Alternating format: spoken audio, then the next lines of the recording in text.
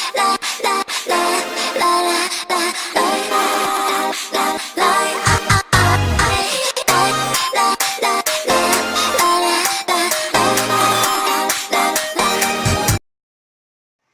guys!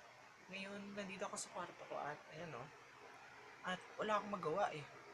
Ngayon, susubukan kong i-try isolve yung discrete and continuous random variable. Tara, samahan niyo ako.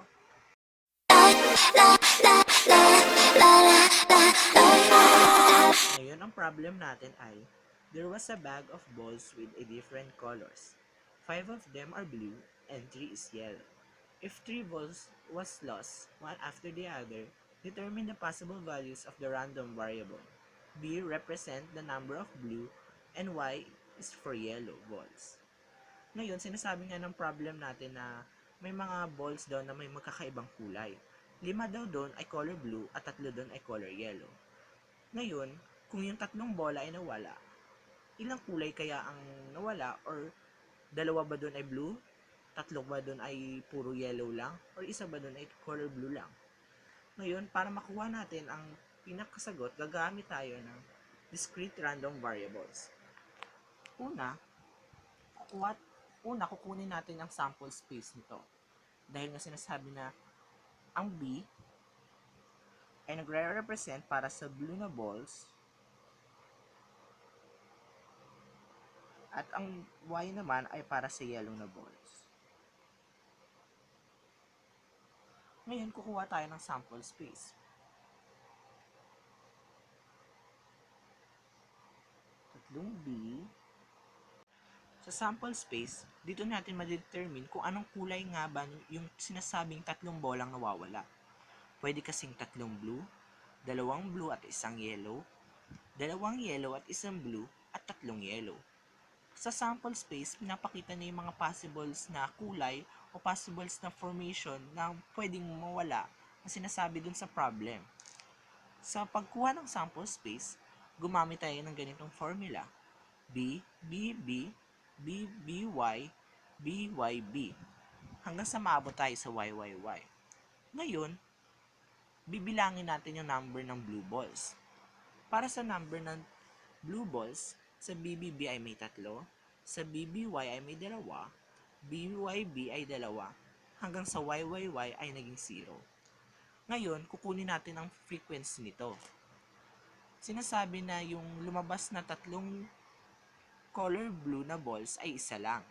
Sa 2 naman ay 3 possible na blue balls. Sa 1 ay 3 possible na blue balls, ay sa 0 ay 1.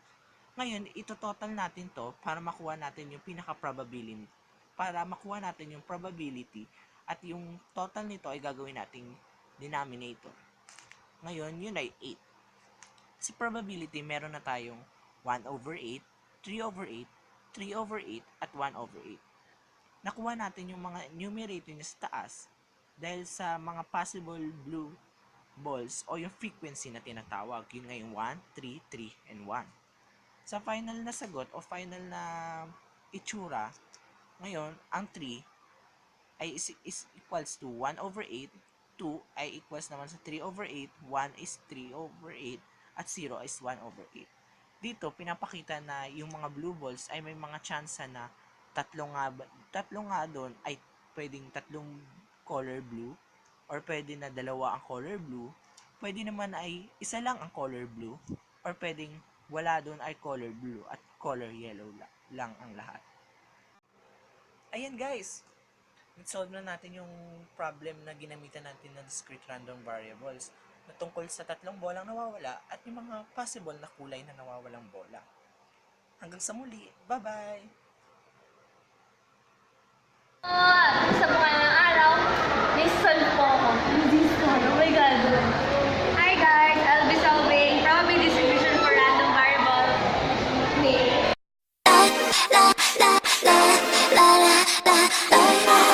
So this is the given and we will add all the given to how many it is. So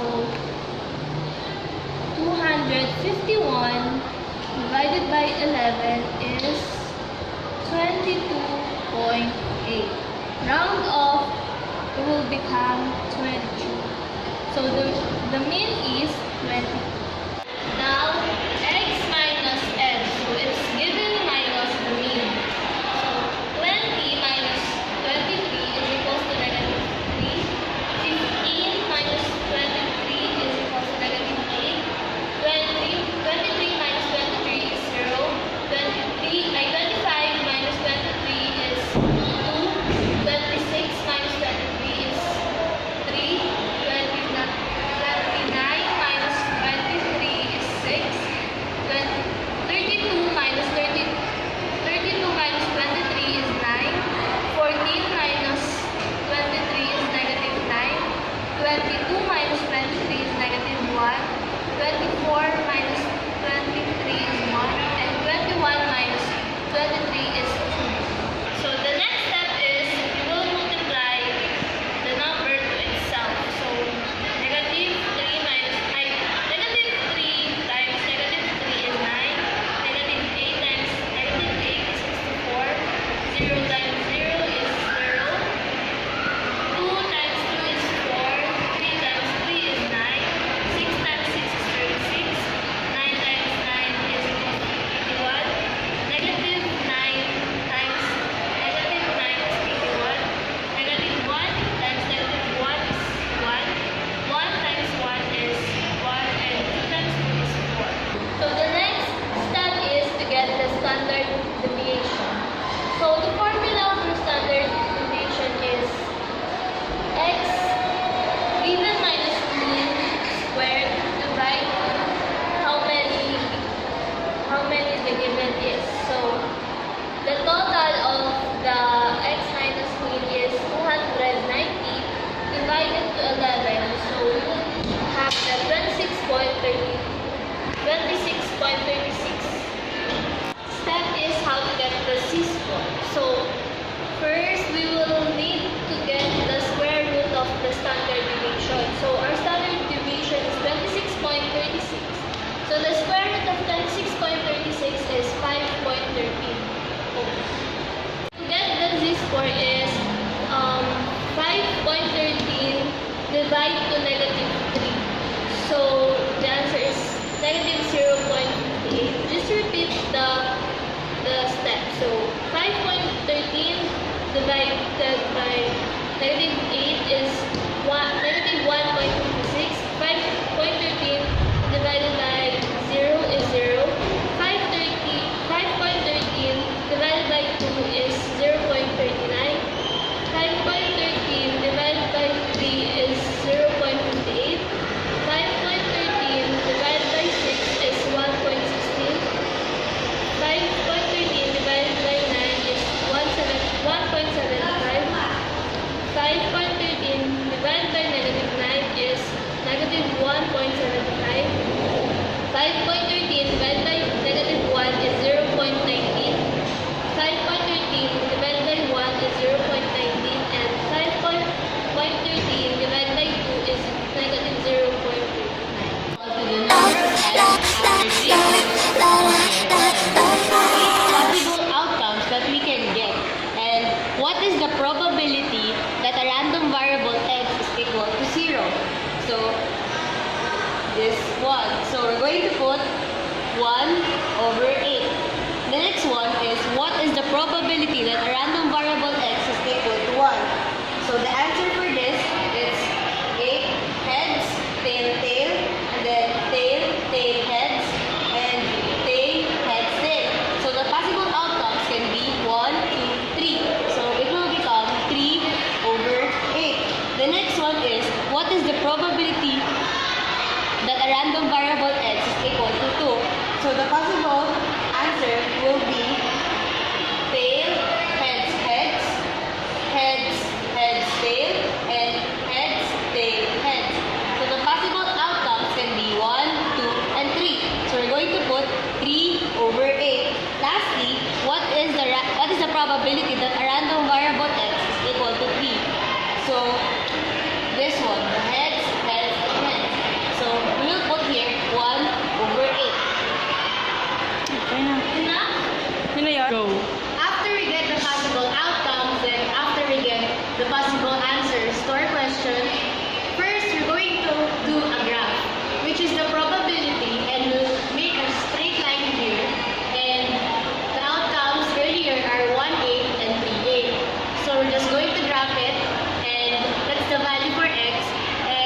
called discrete probability, discrete for x.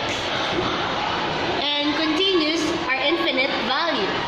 There's no end. Hi guys, so I'm gonna solve sampling distribution of the sample mean now.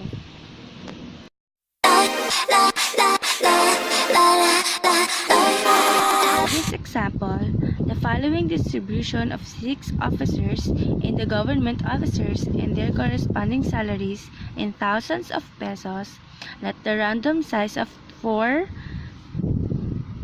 taken from the population. Officers A, B, C, D, E, F, 6 officers, salaries 8, 12, 16, 20, 24, 28.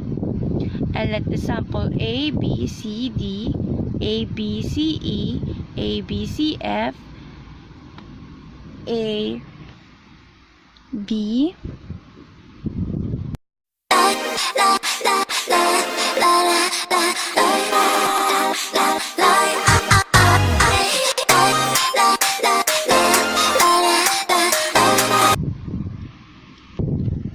and write the corresponding salaries of A, 8, B, 12, C, 16, D, 20.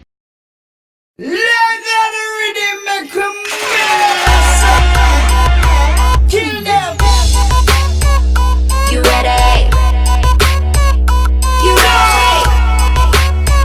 Are you ready?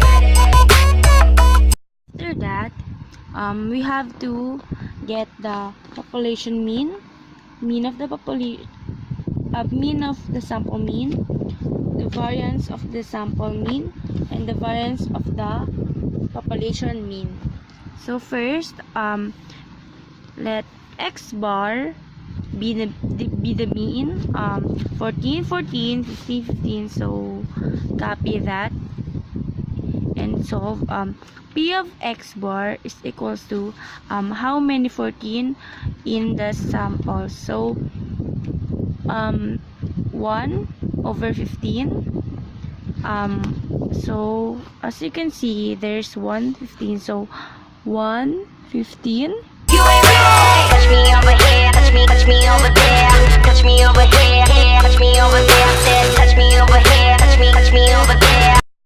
Bar times P of x bar is equals to 14 times 1 over 15. So let's use calculator, scientific calculator. So 14 times 1 over 15 is equals to 1415. And touch, touch, touch. Oh my, 내 맘이 왜 이리 설레는지 몰라. 이름도 모르는 그대 앞에서 난 천국 같은 너의 눈빛에 정말. Alright, alright, alright. so x bar squared is 14 times itself. So 14 times 14 is equals to 196.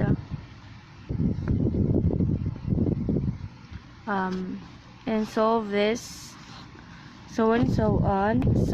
Solve the x squared bar times p of x bar. So 196 over 15, 225 over 15, 256 over 15, 289 over 15. So the last one is 484 over 15. So solve the x bar is equals to 162. So solve this is equals to 18. E is equals to 2976. And last ones 49, 30, 50 over 15. Then you solve this. So population mean is equals to, mean is equals to x of n is equals to 162 over 9. So equals to m is equals to mean is equals to 18. Mean of the sample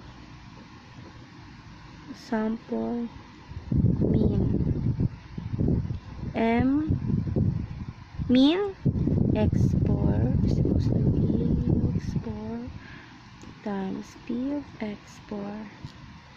Mean of x bar is equals to 18, which you can get here. So next is the variance of the sample mean. Sorry for my handwriting. So standard deviation of x bar of 2 is 2 e times p of x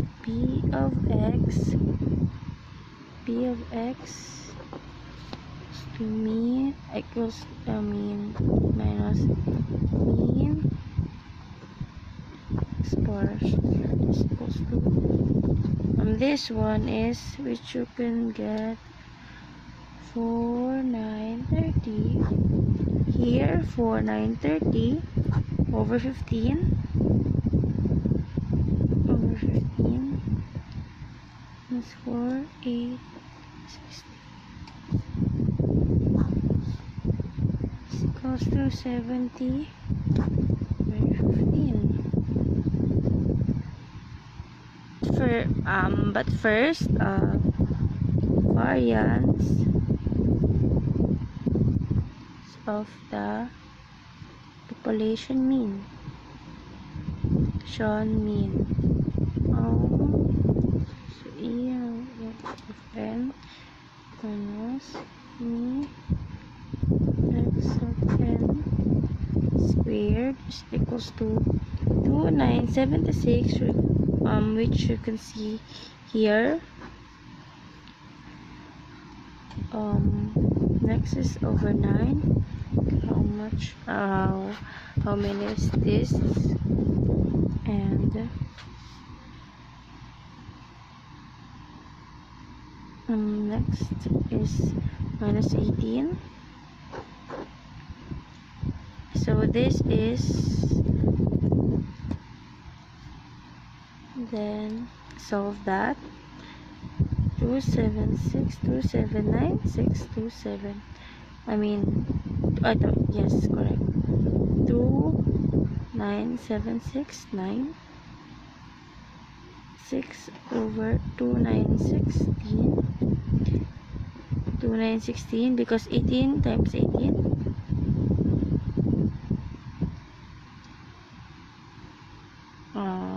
then 960 over 9 6.07 2.58.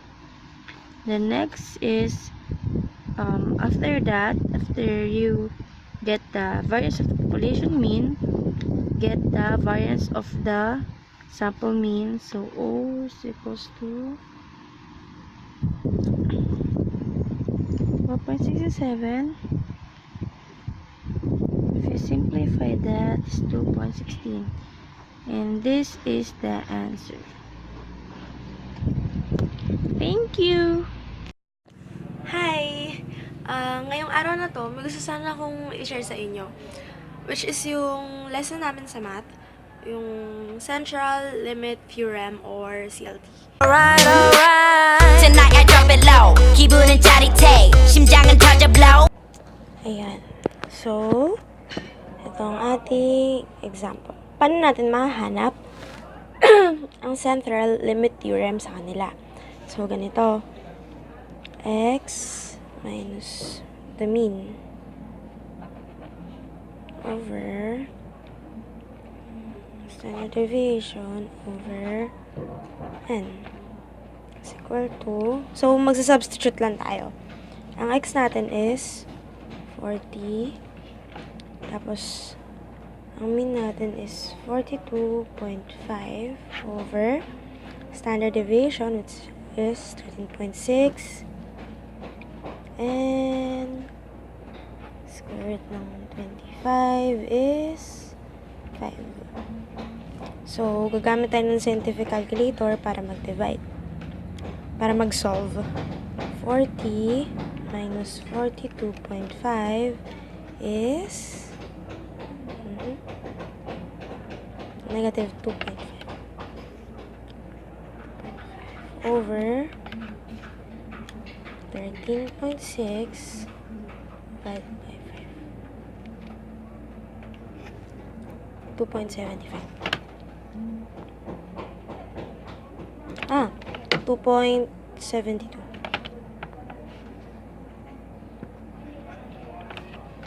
So, negative 2.5 divided by 2.72 is negative 0.92.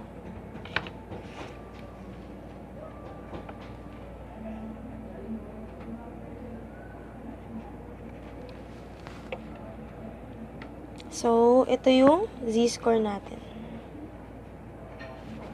Yan. So, hahanapin ngayon natin sa table kung ano ba ang equivalent ng 0.92.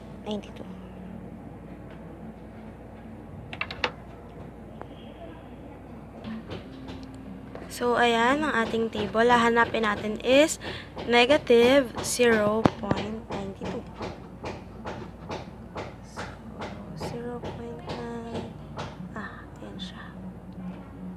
So, ito siya.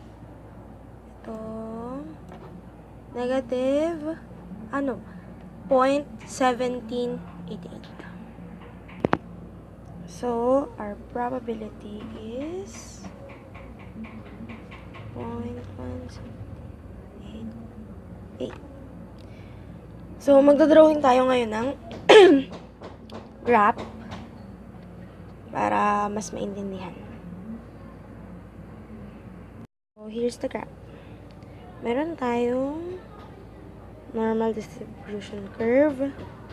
So, ang mean natin is 42.5 plus less than. Ayan. So, andito siya. Ayan. So, sana naintindihan nyo. Yun lamang. Thank you sa panonood. la la la la la la la